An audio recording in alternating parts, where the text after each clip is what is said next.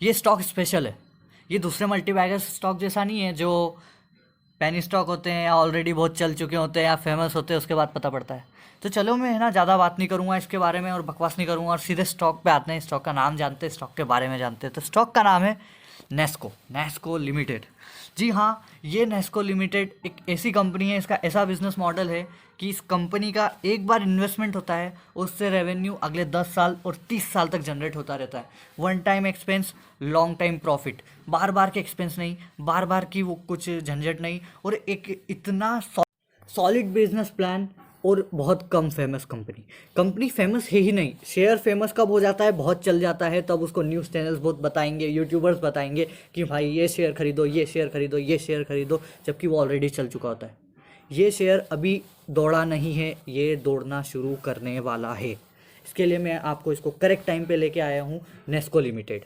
बारे में बहुत सारी बातें करेंगे, उसके पहले बस एक बात बताना चाहता हूँ कि इस तरह के स्टॉक्स लाने में हमें बहुत मेहनत लगती है, बहुत टाइम जाता है। तो हम जो इतना इन्वेस्टमेंट करते हैं, तो आप अगर इस वीडियो को लाइक कर देंगे और इस चैनल को सब्सक्राइब कर देंगे तो इससे हमारा भी फ़ायदा है और आपका भी फ़ायदा होगा कि आपको ऐसे और वीडियोज़ जो हम कुछ वीक्स में लाते रहेंगे वो आपको नोटिफिकेशन मिलते रहेंगे और हमको मोटिवेशन मिलता रहेगा ऐसी वीडियोज़ बनाने का।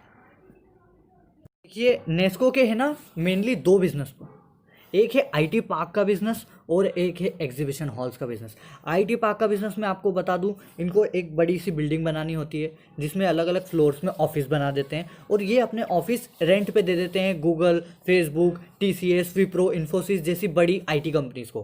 कंपनीज इनको एक बार बिजनेस में इन्वेस्टमेंट कर कर एक बिल्डिंग बनानी होती है, उससे इनको सालों तक रेंट आता रहता है। वन टाइम इन्वेस्टमेंट और रेंट आता रहता है और ऐसे इन्वेस्टमेंट इन्होंने ऑलरेडी कर दिया है फ्यूचर पास्ट में। अब इनको फ्यूचर में रेंट की इनकम आती रहती है और ये बढ़ती जाती है हर साल। रेंट हर एग्रीमेंट होता है, कुछ भी होता है, हर साल इनका सेल्स बढ़ना लाजमी है। तो पहला पॉइंट है, कंपनी की अर्निंग विजिबिलिटी बहुत लंबी है। कंपनी का शेयर अभी आप क्यों बेस्ट टाइम है लेने का, मैं आपको इसलिए बताना चाह रहा हूँ कि कंपनी के मेन दो बिजनेस मैंने आपको बताया, आईटी पार्क का बिजनेस और एग्जीबिशन का बिजनेस है। देखिए आईटी पार्क के बिजनेस को कोरोना से कुछ इतना फर्क पड़ा नहीं है।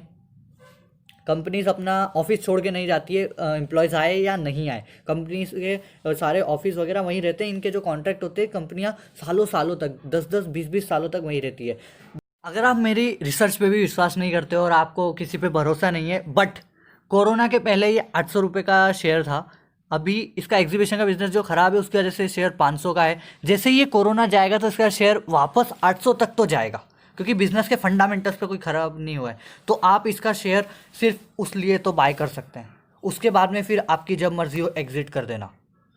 मैं इस शेयर को लेके इतना एक्साइटेड क्यों हूँ, क्योंकि इसने और बिल्डिंग्स बनाई हैं जो बन के तैयार हो गई है, तो इसकी सेल्स में एकदम से जंप आने वाला है। उस वजह से इसकी शेयर प्राइस और बहुत तेज़ी से बढ़ेगी। प्लस ये और बिल्डिंग्स बनाने के लिए इन्वेस्टमेंट कर रहे हैं और इनके पास इतना कैश है, इतना कैश है कि इनके प्रॉफिट पे कोई असर नहीं पड़ेगा, इनको कोई लोन नहीं लेना पड़ेगा, ये अपनी नई बिल्डिंग्स बना सकते हैं। इनके पास हज़ारों करोड़ का कैश है। बात रही टारगेट प्राइस की, तो ऐसे डायरेक्ट कोई टारगेट प्राइस देना is very difficult, but on based upon my research and my calculation, I think that this stock can become 6,000 7,000 plus in coming years. That is easily it can achieve. This is what I believe, because sales numbers बढ़ने वाले हैं, obvious सी बात है, कम नहीं होंगे।